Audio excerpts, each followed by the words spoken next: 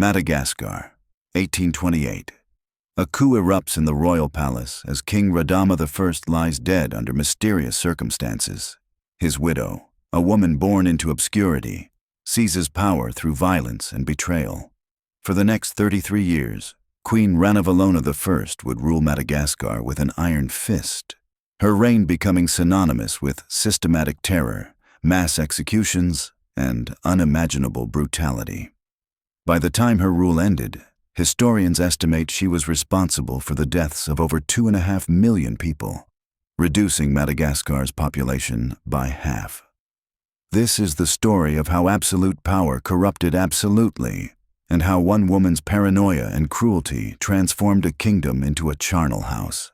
To understand how Ranavalona's reign descended into such bloodshed, we must first examine the woman behind the crown. Born Princess Ramavo in 1778 at the royal residence of Antananarivo I, she was not destined for greatness. Her father, Prince Andrian Salamanjaka, was a minor noble who would change his daughter's fate through a single act of loyalty. When Ramavo was still a young girl, her father uncovered an assassination plot against King Andrian Marina, orchestrated by the king's own uncle. This act of devotion saved the king's life and earned Ramavo an arranged marriage to the king's son and heir, Prince Radama. The marriage was far from a fairy tale romance. Radama, 6 years younger than his bride, maintained a harem of wives and showed little favor to Ramavo. She was relegated to the background of palace life, watching as her husband ruled Madagascar with the support of British missionaries and European advisors. Radama had embraced Christianity and Western education, allowing foreign influence to penetrate deep into Malagasy society. For Ramavo, these changes represented a betrayal of traditional Malagasy culture and values. Her resentment grew as she witnessed her husband's policies, which she viewed as corrupting the very soul of Madagascar. The tension between husband and wife extended beyond personal grievances. Radama had ordered the execution of several of Ramavo's close relatives, creating a blood debt that would never be forgotten. The queen-in-waiting harbored deep animosity toward her husband, and when opportunity presented itself, many believe she acted upon it. The circumstances surrounding Radama's death in 1828 remain shrouded in mystery and controversy, but the evidence suggests foul play. On July 27, 1828, King Radama died after what was officially described as a prolonged illness. Some accounts blamed malaria, others pointed to blackwater fever or excessive rum consumption. However, witnesses described the king's final hours as excruciating agony, with pain so intense that he allegedly cut his own throat to end his suffering. The symptoms match those of cyanide poisoning, and many historians believe Ranavalona slipped the deadly substance into her husband's morning tea. The king's death was not peaceful. It was a torturous end that may have been orchestrated by the woman who would inherit his throne. With Radama dead, the question of succession became paramount. According to Malagasy law, the throne should have passed to Radama's nephew, Prince Rakotobe, as the king had no male heirs. However, Ranavalona had no intention of stepping aside. She had spent years planning for this moment, building networks of loyalty among military officers from her home village. As news of the king's death slowly spread throughout the Merina lands, she acted with deadly efficiency. The coup that brought Ranavalona to power was swift and brutal. Over the course of just a few evenings, while the kingdom was still processing the news of Radama's death, she mobilized her supporters and seized control of the royal palace. Those who arrived to defend the traditional line of succession were given a stark choice: accept Ranavalona as queen or face immediate execution. As her power base solidified, resistance crumbled.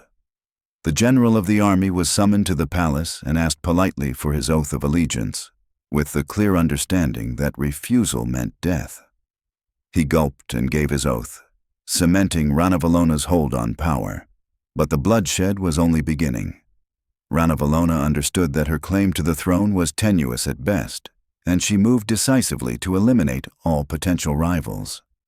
The rightful heir, Prince Rakotobe, was among the first to die. His father and mother soon followed. In fact, very few members of the royal family escaped the purge that followed. Because Malagasy law forbade the spilling of royal blood, each victim was either strangled or starved to death in carefully orchestrated executions. The initial death toll of 4 officers who refused to acknowledge her rule quickly escalated into a systematic elimination of anyone who might challenge her authority. According to biographer Keith Laidler, thousands of suspected opponents met similar fates in a calculated show of force designed to consolidate her position as the ultimate ruler. The message was clear. Opposition to Queen Ranavalona meant death, and no one, regardless of their station or relationship to the crown, was safe from her wrath. The coup had succeeded, but it marked the beginning of a reign that would be defined by paranoia, violence, and the systematic destruction of human life.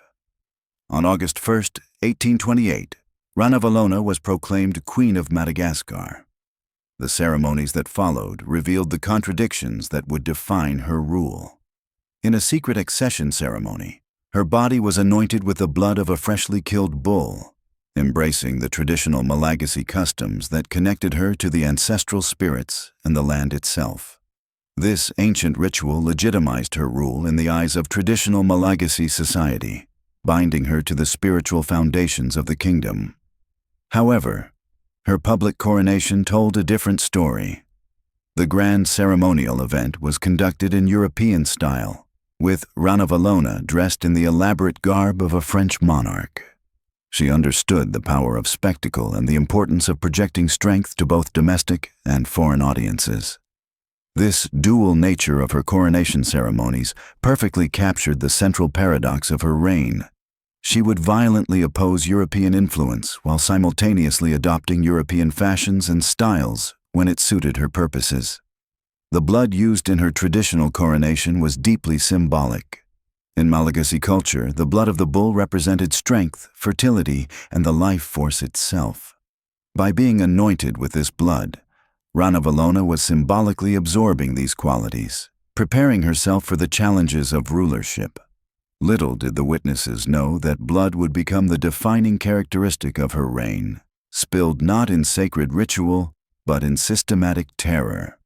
With her coronation complete, Ranavalona set about implementing policies that would transform Madagascar into a fortress state.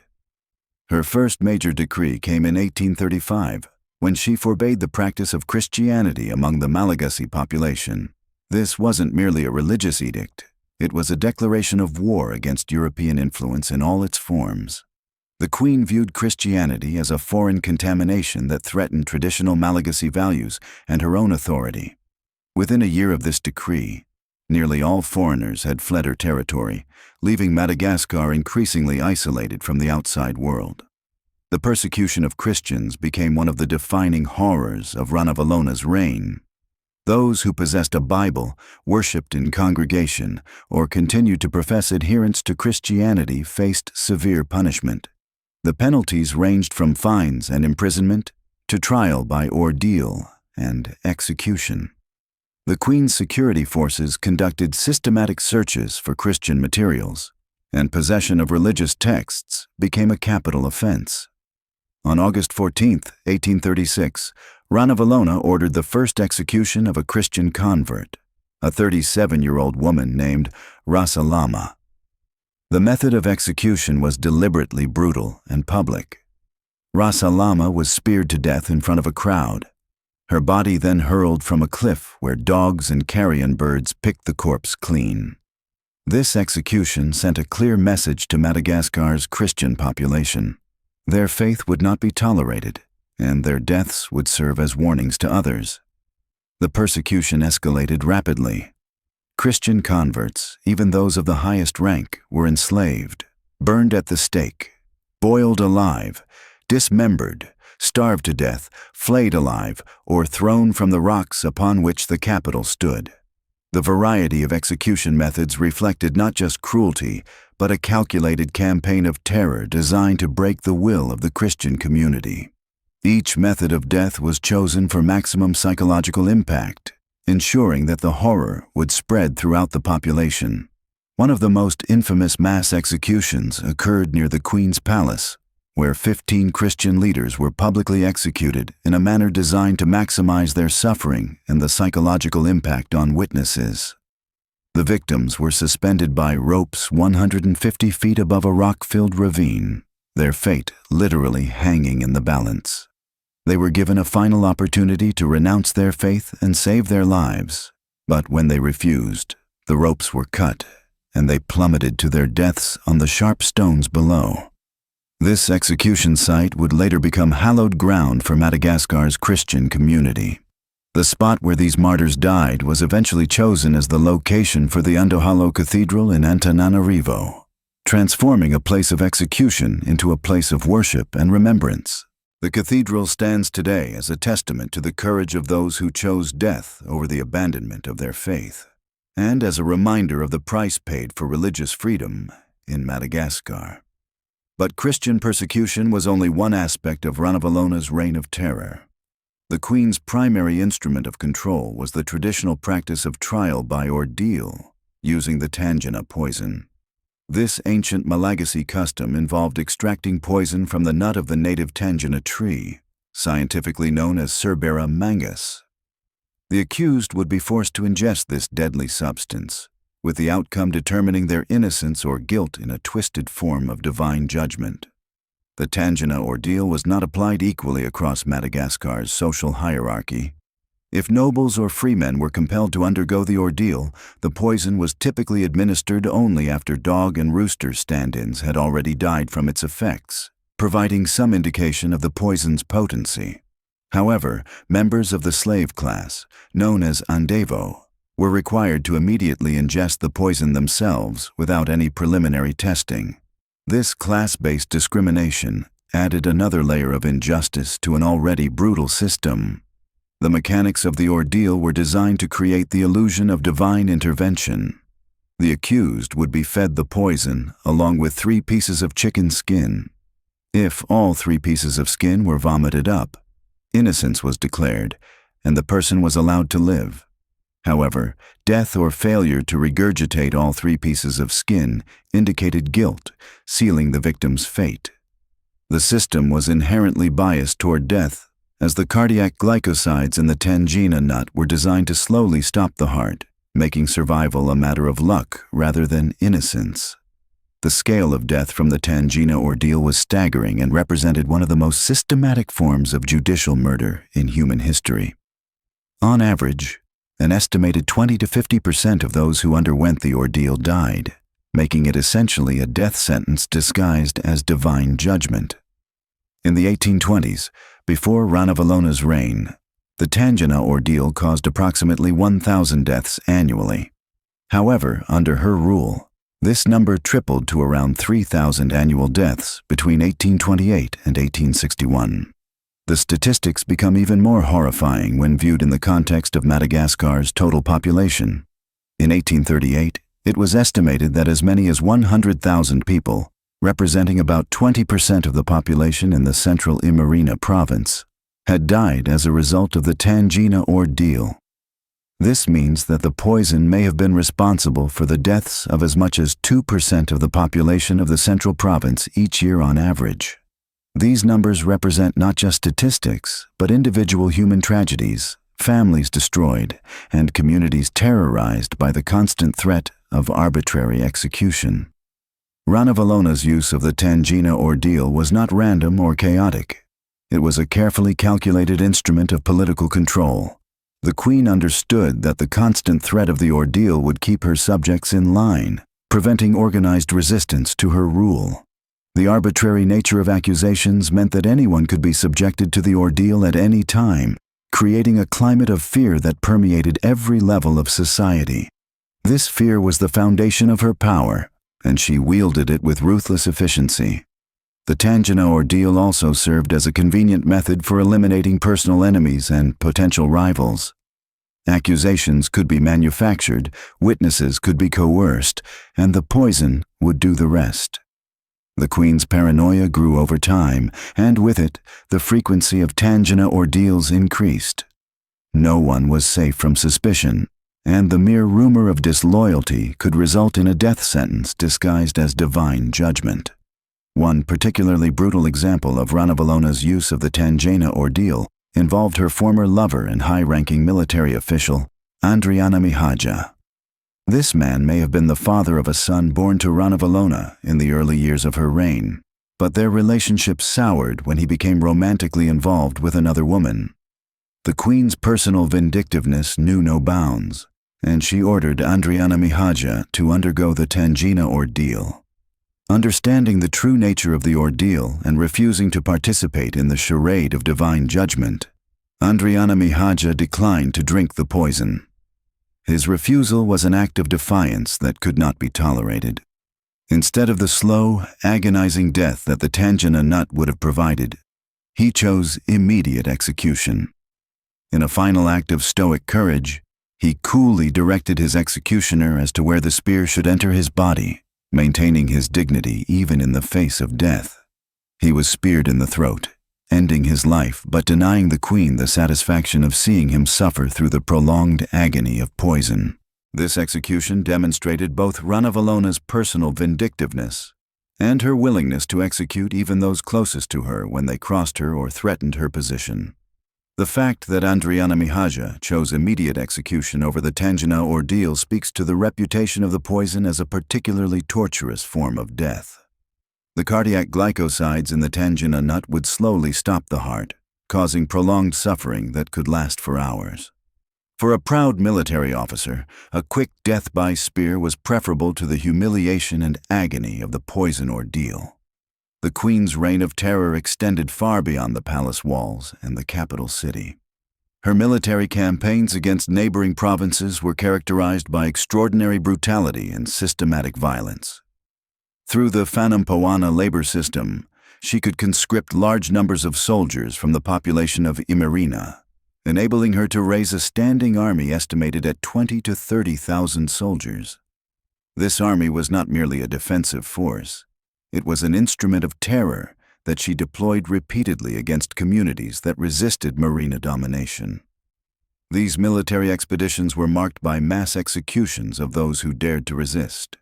Entire villages could be wiped out as examples to others, with survivors commonly brought back to Merina as slaves to serve the crown. The valuables seized during these campaigns increased the wealth of the royal treasury, but the human cost was astronomical. Approximately 1 million slaves entered Merina from coastal areas between 1820 and 1853, constituting 1/3 of the total population in the Central Highlands and 2/3 of all residents in Antananarivo.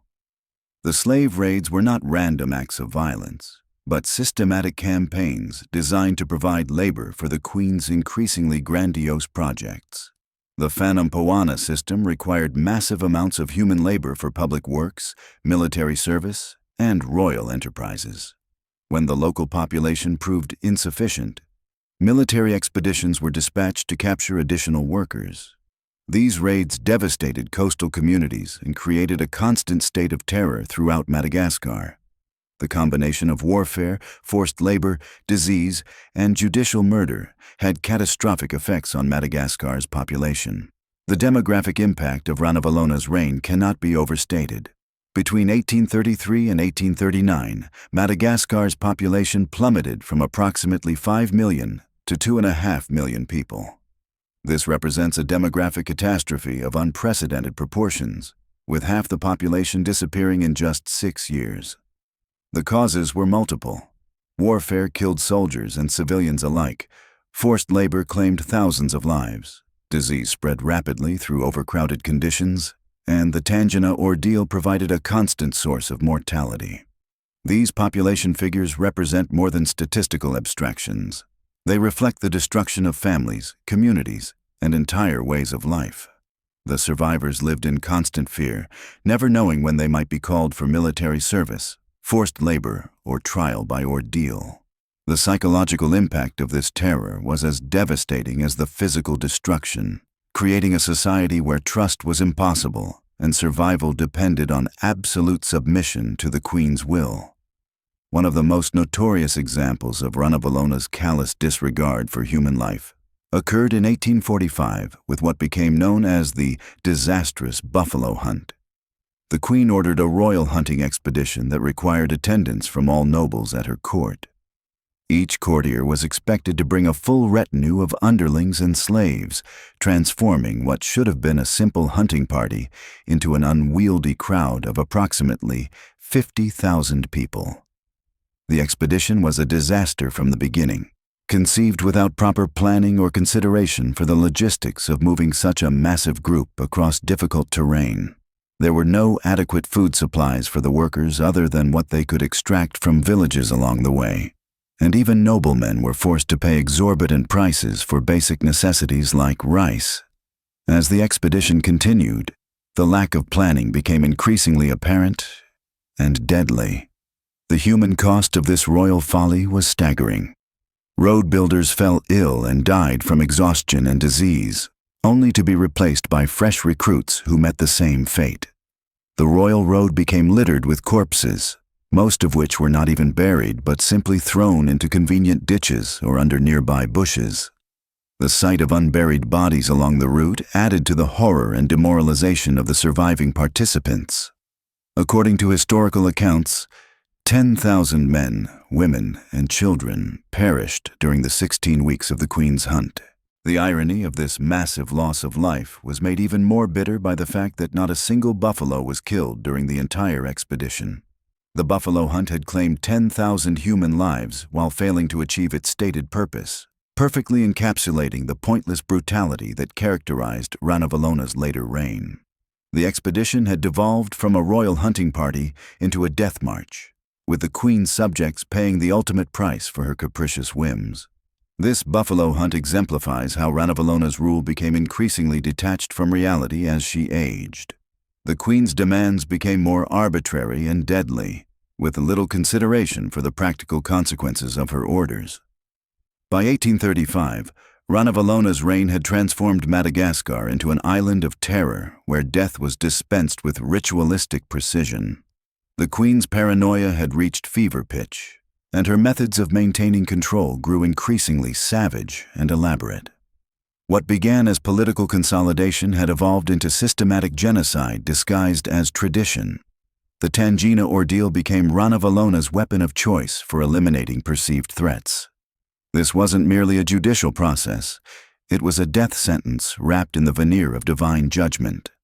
The poison extracted from the tangena nut contained cardiac glycosides that would slowly paralyze the heart, causing victims to die in prolonged agony as their cardiovascular system gradually shut down.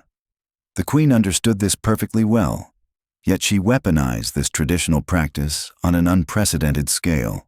The statistics are staggering. Between 1828 and 1861, an estimated 100,000 people died from the tangena ordeal, roughly 20% of the population in the central province of Merina. That's approximately 3,000 deaths annually, triple the pre-Ranavalona rate. The queen had transformed what was once a rare judicial procedure into an industrial-scale killing machine. The most chilling aspect was how the ordeal was administered. Noble defendants could at least watch as dogs and roosters died first, giving them some indication of the poison's potency. But slaves were forced to drink immediately, with no warning of their fate. They had to consume the poison along with 3 pieces of chicken skin. Vomiting up all 3 pieces meant innocence, but death or failure to regurgitate everything indicated guilt. The cruel irony was that the stronger the person, the more likely they were to retain the chicken skin and be declared guilty. One of the most brutal examples involved Radama I, a high-ranking military official who had once been Ranavalola's lover and possibly the father of her son. When she suspected him of infidelity, she ordered him to undergo the tangena ordeal. Radama I, knowing the torturous nature of the poison, refused the test entirely. Instead, he chose immediate execution, calmly directing his executioner on where to thrust the spear into his throat. His choice spoke volumes about the horror of the tangena. Even a trained soldier preferred a quick death to the prolonged agony of cardiac glycoside poisoning. The Queen's religious persecution reached equally horrific heights after her 1835 decree banning Christianity. What followed was a systematic campaign of terror that would make the Roman persecution of Christians seem restrained by comparison. The first Christian martyr was Ramavo, a 37-year-old woman who was speared to death on August 14, 1836. Her body was hurled from a cliff and left for dogs and carrion birds to devour, a deliberate act of defilement designed to terrorize other believers. But Ranavalola's imagination for cruelty knew no bounds. Christians were burned at the stake, boiled alive, dismembered while conscious, starved to death in dungeons, flayed alive with their skin peeled away in strips, or thrown from the rocky cliffs surrounding the capital. The most theatrical execution involved 15 Christian leaders who were suspended by ropes 150 feet above a rock-filled ravine near the Queen's palace. They were given time to contemplate their fate and renounce their faith, but when they refused, the ropes were severed and they were crushed on the rocks below. Today, the Andohalo Cathedral stands on this exact spot, transforming a site of execution into a place of worship. The Queen's military campaigns were equally devastating. Her standing army of 20,000 to 30,000 soldiers conducted repeated expeditions into neighboring provinces, exacting harsh penalties against communities that resisted Merina domination. Mass executions were standard procedure, and survivors were commonly dragged back to Merina as slaves. Approximately 1 million slaves entered the Central Highlands between 1820 and 1853, constituting 1/3 of the total population and 2/3 of all residents in the capital city of Antananarivo. The demographic impact was catastrophic, 5 million in 1839. Half the island's population vanished in 6 years, a rate of killing that rivals the worst genocides in human history. Perhaps the most absurd example of Ranavalola's deadly caprice was the buffalo hunt of 1845. The Queen ordered all nobles at court to attend, each bringing their full retinue of underlings and slaves. The expedition swelled to 50,000 people with virtually no advance planning. There were no food supplies except what could be extracted from villages along the route, and even noblemen were forced to pay exorbitant prices for rice. As road builders fell ill and died from exhaustion and disease, they were replaced by fresh recruits conscripted along the way. The royal road became littered with corpses, most thrown into ditches or under bushes without proper burial. In total, 10,000 men, women, and children perished during the 16 weeks of the Queen's hunt. The bitter irony? There is no record of a single buffalo being shot. It was a death march disguised as a hunting expedition, claiming 10,000 human lives for absolutely nothing. When European forces attempted to challenge her authority, Ranavalona proved equally ruthless. The combined Anglo-French attack on Tamatave in June 1845 seemed destined for easy victory against what appeared to be flimsy wooden palisades. But the weak defenses were a decoy. The well-trained Merina army had concealed their real barricades behind the fake fort and launched a devastating counterattack. 21 British and French Marines died, and 53 were wounded in what became known as Britain's shortest war. The aftermath was pure Ranavalona. The 21 skulls of the dead Marines were impaled on spikes and mounted along the shoreline as a warning to future European invaders. These bleached skulls remained there for years, a grisly testament to the Queen's defiance and a promise of what awaited anyone who dared challenge her authority. Even her own son wasn't safe from suspicion. Prince Radama II disagreed with many of his mother's policies and secretly negotiated the Lambert Charter with French representatives in 1855. This charter would have granted sole rights to exploit Madagascar's minerals, forests, and unoccupied estates to a French company in exchange for military support to overthrow Ranavalona. When the conspiracy was discovered in 1857, the Queen's response was swift and merciless. She ordered the immediate expulsion or execution of all foreign nationals, first from the capital, then from the entire country. Lambert and a few survivors managed to escape to Mauritius, but many others weren't so fortunate. The remarkable thing about Ranavalona's reign of terror is that she herself never faced justice for her crimes. Despite decades of violence that claimed over 2 million lives, she died peacefully in her sleep on August 16, 1861, at the Manjakamia Palace. To the frustration of her countless enemies, the woman responsible for one of history's greatest genocides simply passed away in her bed at the age of 83. But even her funeral was marked by violence. 12,000 zebu cattle were slaughtered and their meat distributed to the populace in her honor. During the ceremony, a spark accidentally ignited a nearby barrel of gunpowder, causing an explosion and fire that killed several mourners and destroyed 3 historic royal residences. It was a fitting violent end to a violent reign. Even in death, Ranavalola's presence brought destruction. The true scale of her brutality becomes clear when examining the historical record. Titles associated with her name include the Mad Queen, the female Caligula, and the Bloody Mary of Madagascar. Some historians suggest she was responsible for the deaths of fully half the island's inhabitants during her 33-year reign. 5 million people, making her one of history's most prolific killers, yet she remains largely unknown outside of Madagascar. The challenge in assessing Ranavalola's legacy lies in the sources. She was illiterate, and most accounts come from people who either mistrusted her or were her outright enemies. Christian missionaries she persecuted, Europeans she expelled, and traders who viewed her as bloodthirsty and plotted to destabilize her regime. These negative characterizations persisted in Western scholarly literature until the mid-1970s, earning her the moniker of the Mad Monarch of Madagascar.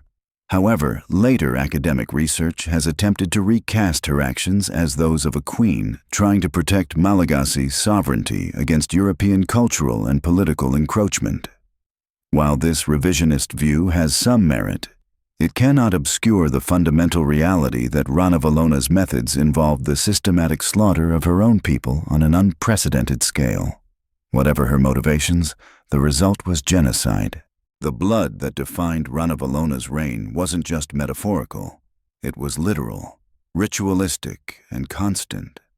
From her coronation ceremony, where she was anointed with the blood of a freshly killed bull, to the skulls mounted on spikes along Madagascar's shores, blood was the currency of her power and the symbol of her authority. Queen Ranavalola's reign stands as one of history's most brutal reminders that absolute power corrupts absolutely. From the blood-soaked trials by ordeal to the merciless persecution of Christians, her Madagascar became a kingdom where death was the answer to dissent. The irony remains that a ruler who sought to preserve her nation's independence ultimately weakened it through terror and isolation. When she finally died in 1861, Madagascar had paid the ultimate price for her paranoid tyranny, leaving behind a legacy written not in glory, but in the blood of her own people.